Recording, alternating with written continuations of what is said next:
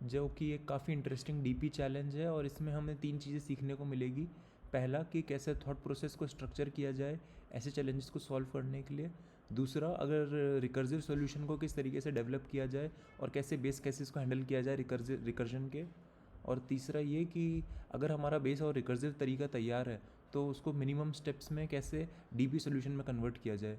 तो इन 3 चीज़ों से पहले हम स्टार्ट करते हैं एक बार रिक्वायरमेंट से, जिसमें हमें एक इंटीजर एरे प्राइसेस दी हुई है और जो कि एक बताती है price of a given stock on ith day, और एक इंटीजर के दिया हुआ है और हमें बताना है maximum profit we can achieve, और हम एट मैक्स के ट्रांजेक्शन्स कंप्लीट कर सकते हैं।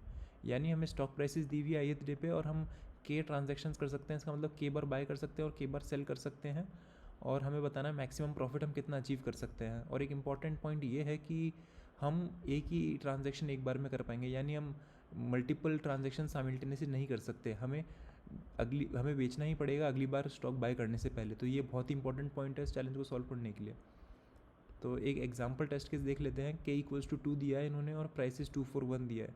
तो इन्होंने कहा है buy on day 1 and sell on day 2, यानी 2 पे खरीदा 4 पे बेचा, प्रॉफिट हमारा 2 का हुआ। तो के हमें के 2 ट्रांजेक्शन दी थी, लेकिन हम एक ही ट्रांजेक्शन कर रहे हैं और उसका आंसर हम रिटर्न कर रहे हैं 2। सिमिलरली यहाँ पर के इक्वल्स टू 2 पर इन्होंने बताया है कि हम डे 2 पर ख़रीदेंगे, यानी प्राइस 2 पे ख़रीदेंगे और डे 3 पे बेचेंगे, 6 पे बेचेंगे, और फिर हम डे 5 पे ख़रीदेंगे 0 पे और 3 पे बेचेंगे। तो टोटल प्रॉफिट 7 हो गया है। तो इस तरीके से हमें इसको सॉल्व करना है। प्राइसेस और के हम की वैल्यूज़ हमें 1000 और 100 दी हुई है। तो स्टार्ट करते हैं इसका थॉट प्रोसेस। बेसिक जो सॉल्यूशन पहला दिमाग में आना चाहिए वो ये मानिए कि अगर इंटीजर के नहीं दिया होता हमें, क्योंकि जो पुराने क्वेश्चन हैं इसी सीरीज़ के, उसमें अगर हमें के नहीं दिया हुआ, लेट्स से हमें बोला है कि एक ट्रांजैक्शन करना है आपको, तो मैक्सिमम प्रॉफिट आप क्या अचीव कर सकते हो।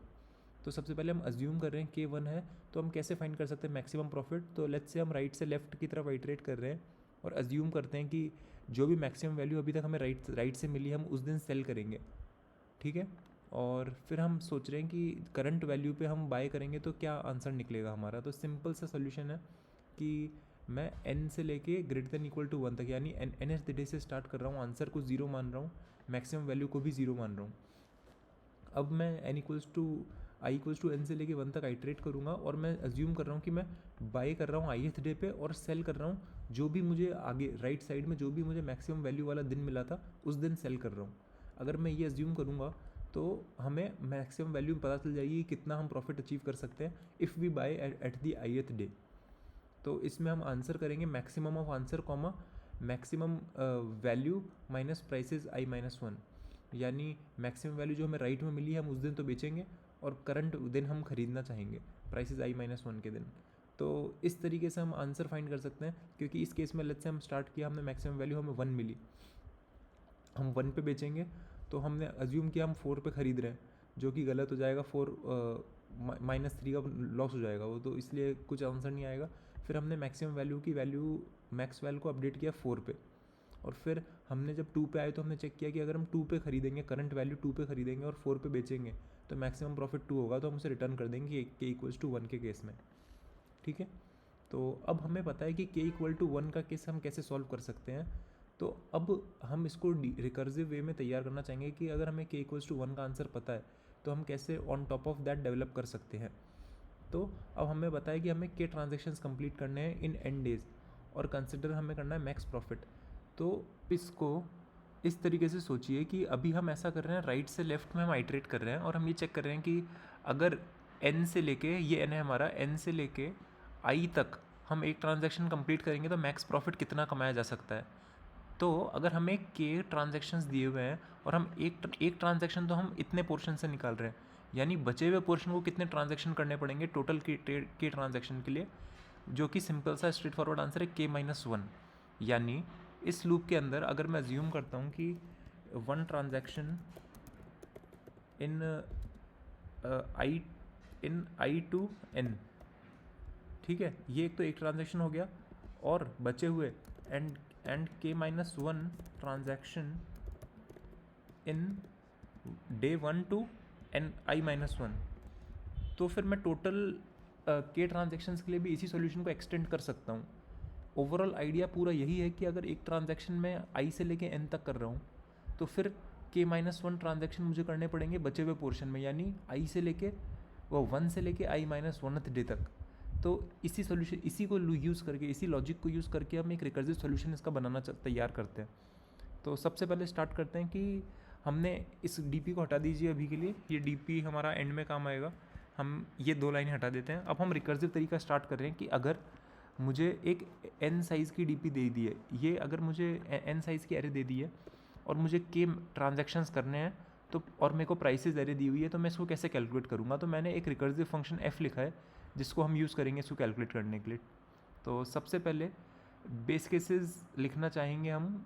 सबसे पहले हम बेस केसेस लिख देते हैं कि मान लीजिए अगर n1 है, अगर एक ही दिन दिया हुआ है या फिर k ही 0 दे दिया कि ट्रांजैक्शन ही पॉसिबल नहीं है, तो डेफिनेटली हमें रिटर्न 0 करना पड़ेगा। आंसर एग्जिस्ट ही नहीं करता, क्योंकि ट्रांजैक्शन 0 है तो कुछ बाय सेल करेंगे नहीं, तो प्रॉफिट डेफिनेटली 0 ही होगा। और अगर n=1 है तो हम सेम दिन खरीद के सेम दिन बेचेंगे तो प्रॉफिट 0 ही होगा। तो इसीलिए ये हो गया हमारा रिटर्न 0 एक बेस केस। अब दूसरा बेस केस हमारा ये बनता है कि मान लीजिए n=2 दिया हुआ है और हमें k > 0 दिया है, यानी ट्रांजैक्शन तो हम कर सकते हैं और हमें 2 दिन दिए हैं ट्रांजैक्शंस करने के लिए।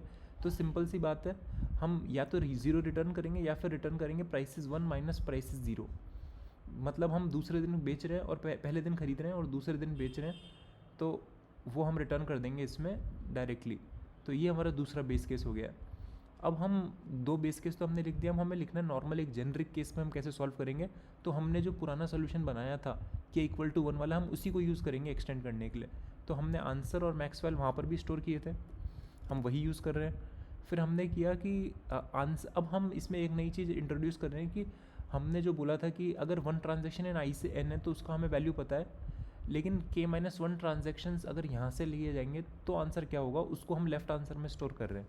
यानी i-1 वाले पोर्शन में k-1 ट्रांजेक्शन्स हुए और प्राइसेस हमने दे दिया है, डीपी अभी खाली है, तो प्राइसेस अगर हमने दे दिया है तो क्या आंसर आएगा हमारा लेफ्ट साइड से, वो हमने मैक्सिमम आंसर इसमें स्टोर कर लिया है।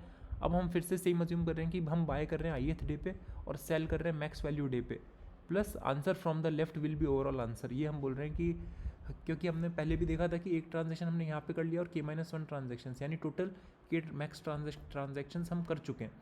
तो इस तरीके से हम डेवलप करेंगे कि आंसर हमारा क्या हो गया है, मैक्सिमम जो अभी तक हमने मैक्सिमम देखा है उसका आंसर, या फिर करंट आंसर जो कि हमारा लेफ्ट पोर्शन का जो आंसर आ रहा है, और जो हमने पहले देखा था कि मैक्सिमम ऑफ दिस। तो ये हमने स्टोर कर लिया कि maximum of 0, Maxwell minus prices i-1, जो कि हमारा पुराना सोल्यूशन था ये वाला, उसी को हमने यूज़ कर लिया है। और मैक्स वैल्यू हम अपडेट करते ही जाते हैं हमेशा। मैक्स वैल्यू को हमने अपडेट कर दिया करंट प्राइस को देखकर स्टॉक की, उसके हिसाब से, और एंड में हमने रिटर्न कर दिया आंसर। अब अगर आप इसको सॉल्व करेंगे, इसको यूज़ करेंगे सबमिट करने के लिए, तो आप देखेंगे कि अच्छा आंसर तो आ रहा है, सही आ रहा है। लेकिन जब ये बड़े टेस्ट केसेस के लिए चलेगा तो डेफिनेटली ये टाइम लिमिट एक्सीड देगा हमें, और वो उसका रीज़न ये है कि n की साइज़ और k की साइज़ काफ़ी बड़ी है, तो जो आपका रिकर्जन ट्री है वो काफ़ी बड़ा बन जाता है जब हम एक्चुअली इसको सॉल्व करने जाते हैं। तो सिंपल सा सोल्यूशन है इसका कि हम इसको मेमोराइज़ करेंगे, क्योंकि कई बार ऐसे पोर्शंस होंगे जो रिकैलकुलेट होंगे, कई बार DP(n) के ऐसा होगा जो बार बार रिकैलकुलेट होता जाएगा, क्योंकि हमारा ये रिकर्सिव ट्री बनेगा पूरा, और कई बार वैल्यूज़ रिकैलकुलेट होंगी। तो उसको अवॉइड करने के लिए हमने एक DP एरे बना दी 2D, जो कि n+1 और k+1 साइज़ की है। इनिशियलाइज हमने -1 से कर दिया है टू फिगर आउट कि वो विजिटेड इंडेक्स है कि नहीं। और हमने एक जब आंसर रिटर्न कर रहे हैं उससे पहले हमने DP(n) के इक्वल्स टू आंसर सेट कर दिया है। और दूसरा, जब हम रिटर्न कर रहे हैं आंसर तो हमने DP(n) की वैल्यू चेक की है, अगर वो -1 नहीं है तो हम हमारा DP का आंसर रिटर्न कर देना है। तो ये यूज़ करके हम अपना मेमोराइजेशन कर सकते हैं इस DP एरे में, और हम आंसर डायरेक्टली रिटर्न कर सकते हैं इस तरीके से। तो इस तरीके से हम इसको डायरेक्टली और सिंपली सॉल्व कर सकते हैं। टाइम कॉम्प्लेक्सिटी O(n) × k ही होगी, क्योंकि हम n × k स्टेट्स को कैलकुलेट कर रहे हैं इसको सॉल्व करने के लिए। तो यही इसका DP सोल्यूशन है। और अगर आपको इसमें कुछ भी इंटरेस्टिंग लगा हो या यूज़फुल लगा हो तो सब्सक्राइब जरूर कीजिएगा और लाइक ज़रूर कीजिएगा। Thank you.